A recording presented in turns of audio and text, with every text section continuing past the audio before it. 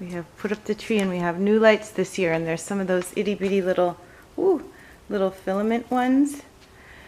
So they fit right into our gold tree.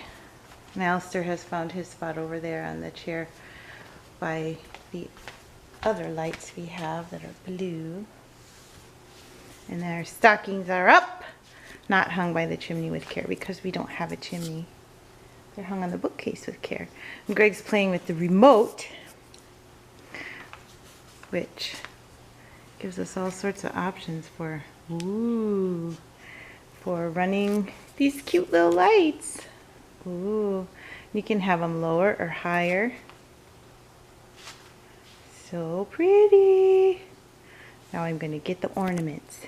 Yay. Ooh, let me get closer.